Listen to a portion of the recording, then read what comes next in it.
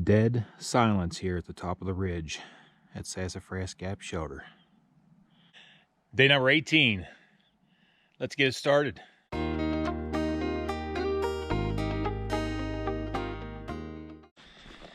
Had to camp a little earlier this morning as we focus on our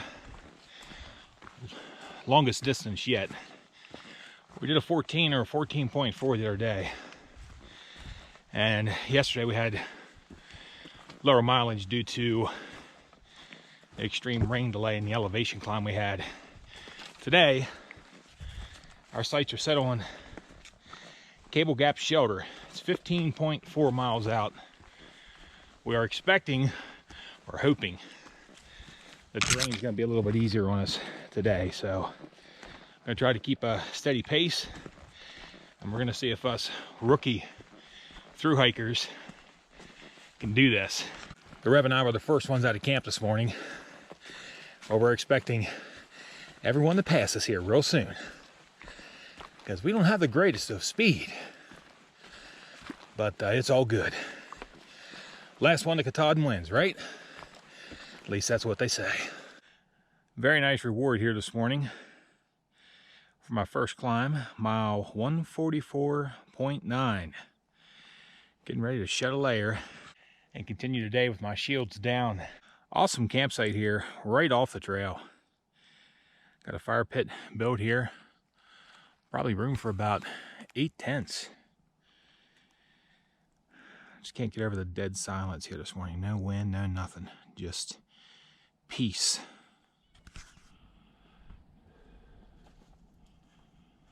All right, everyone. I want to take a moment to talk about, I guess, trail conditions and how innocent a trail can appear to be. We've had rain pretty much for the past 2 days here on trail, and you'll notice that the trail in front of us right now, all the leaves look nice and dry. Well, the sun came out yesterday afternoon and dried the leaves, but what's underneath there, waiting to throw you off track, is a lot of mud.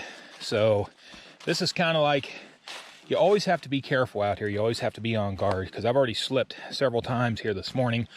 Went down on my butt one time because you just don't know where you're going to put your foot. You think you have a safe spot to put it, and you set it down, and next thing you know, that foot slides out from underneath you. And then along with the mud, when you're getting mud on your feet and then you step on a root or a rock, it just gets, I call it greasy. You know, in the off-road community, when we hit the trail and you get a lot of mud up on your tires, and then you try to do some rock crawling, a lot of times all you do is just sit there and spin. So the reference that we use is being greasy. So you always have to be on guard when you're out here. And I'll tell you what, I'm going to go ahead and mention my favorite piece of gear so far out here are my trekking poles. And I remember back when I got serious about training for the AT, bought my first pair of trekking poles. Actually, it was the ones I just showed you. Went out, tried to use them, and I was so frustrated, I came home, threw them back on the shelf, and there they sat for a few months. Then I'm on YouTube one day, and I stumble across, I believe it's Following Bigfoot or Follow Bigfoot, pretty popular channel in the hiking community, and he had an episode dedicated to the proper use of trekking poles. I watched that, it all made sense, grabbed my trekking poles, headed out to my favorite spot on the AT, and put into use what he taught. And within about a half hour, that was the last time those trekking poles went on the shelf. In short, with trekking poles, because I see this discussion all the time online, you know, trekking poles, no, this or that. Well, some of you youngsters are able to just truck down the trail and make it look easy without trekking poles, and good on you. You know, I'm glad that's working for you. But for me, these are a lot to me. These are my four-wheel drive for the trail. Simple as that. Whether it be climbing a hill and being able to use my upper body strength to help pull me up that hill when my legs are feeling like Gumby legs. And then also on the downhills, even more importantly, you can use these for what's called braking. And you can even extend your pole a little bit, and as you're coming down those steep inclines, you use them to slow your body down as you're coming down. Because if you ask anybody out there who's put any kind of miles in on a trail, it's not the uphills that bother you as much as the downhills. And that's where a lot of knee injury occurs, is when you're going several miles down rocks, steps, over the check dams and everything like that, slipping. And so as far as my single favorite piece of equipment out here on a trail, it would definitely be my trekking poles. Some of that everything I have is important, but these have saved me dozens of times already from falling over and falling off the side of the mountain.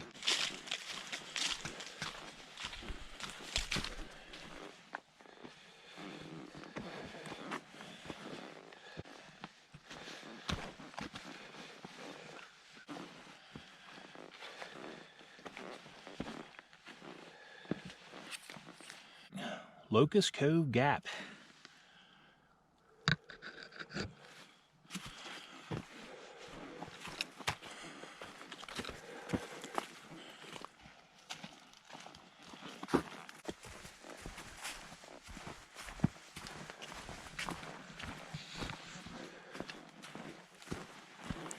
One thing that's kind of concerned me a little bit today, or has me really thinking, walking through the green tunnel. This is mild compared to what I was walking through earlier, and earlier some of it was very, very tight. I should have filmed some of it, but all of the plant life just touching and grazing off of you really has me thinking about ticks already.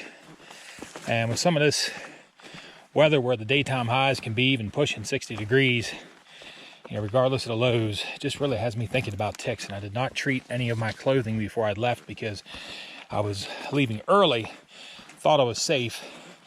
I'm really rethinking that idea. And a good friend of mine back in Pennsylvania, Doug, he gets out and hikes a lot, and he said the ticks are out already. And even the Jedster with the OMG crew that I've spent some time with, he's mentioned ticks as well. So they're really starting to get on my mind. I think first opportunity I have, I'm going to get some spray bottle of permethrin, get everything sprayed down, and try to do some tick checks at the end of the day. I'm going to share these views every opportunity that I have. Talk about office space.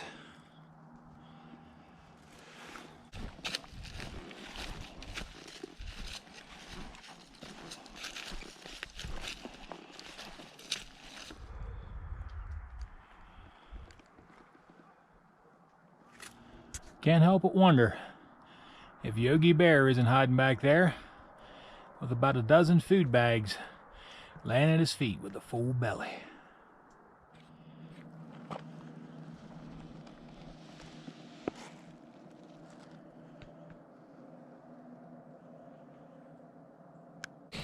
The whole morning has been spent pretty much hiking by myself, not necessarily by choice. It's just kind of ended up that way. Hiking with the crew I've been with has been a lot of fun. A lot of jokesters, pranksters, good group of guys. But this morning, aside from that annoying vehicle that you can hear in the background, spent a couple hours in complete solitude. Just me and the trail. It was so quiet walking along those ridge tops. Not even the wind was blowing. In fact, the only wind that was blowing was me gasping for air on the uphills. Just the birds singing to me. Just me and the trail. It takes me back to thoughts of being home. And it's the first time I think I've mentioned this, but it has been very hard for me being out here away from my home and my family. And I'm not looking for any sympathy. I made the choice, and I wouldn't have had the courage to come out and do this without their complete support. But I'll tell you what,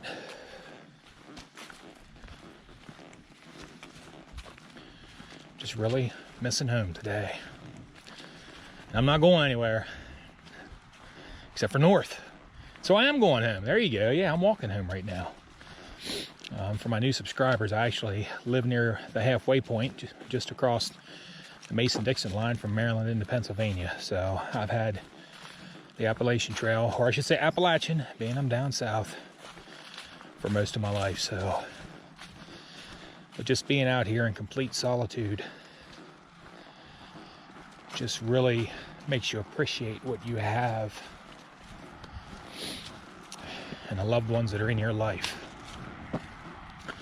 So I'm gonna get down here and grab a picnic table, and I'm gonna rest, grab probably, I guess it's getting closer to lunchtime.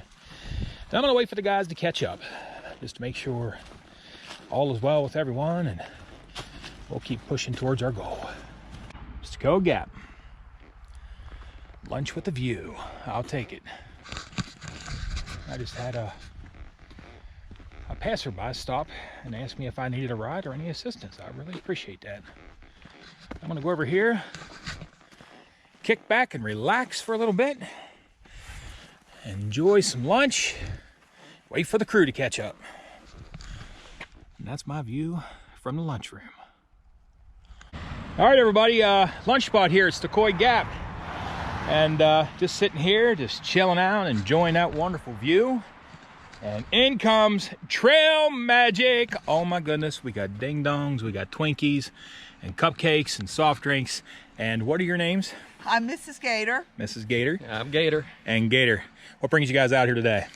Well, we did some of the trail last year, and my wife went and did a lot of trail magic while I was hiking. And since then we've been kind of hooked on it, just trying to pay back a little bit. Awesome. Appreciate it so much. I'm just sitting here, just minding my own business. Vehicle rolls in, they're like, hey. Gators? Yes, sir. Yeah, they're talking Florida Gators now. Now they're talking teams. And hold on just a second here, everybody. What's your trail name again? That's what he told me. And what's your favorite team? FSU. FSU. So, Go Gators. our trail magic, they oppose FSU. So as they were handing him a Twinkie and a soft drink, they were going to take it back. No, it's all good. Thank you so much, you guys, for coming out. Really greatly appreciated. This is absolutely awesome. With the power of cupcakes and Pepsi, we once again ascend. Filming at our worst. About 3/4 or 2/3 way up Jacob's ladder. And that's the rev right there. And it's always difficult to tell when you're filming something how steep of an angle. But what happens is, when I get real tired like this, I've noticed it in the comments. People tell me I sound like Bob Ross. And the reason I do is because I'm climbing happy little mountains with happy little trees. And this is what I sound like when I'm out of breath, which is almost the whole time. Onward and upward with the power of Mr. and Mrs. Gators, cupcakes and Pepsis. Thank you so much, you two. It was great meeting you. And yes, I'm very scary without my hat.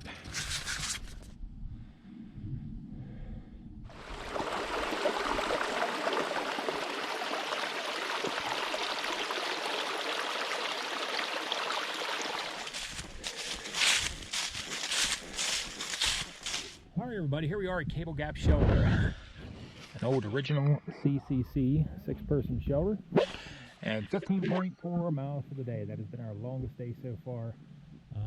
Beautiful day for hiking. It was absolutely perfect. Had some awesome trail magic from the Gator family. Mr. and Mrs. Gator, thank you so much for the treats down at the COI Gap. We really appreciate that. That helped propel us over the mountain and through Jacob's Ladder, which I won't be forgetting for a long time. So, goal for tomorrow, as you can see, I wish we could have done it today. 6.6 miles over the mountain. We're going to be at Fontana Dam. So, getting ready to get things set up for the Smoky Mountains. And we'll check in with you tomorrow as we get settled into Fontana Village. Really looking forward to the Smokies, and of course we've been watching the weather along the way. So thanks for coming along, everybody. We'll see you tomorrow. Take care, everyone.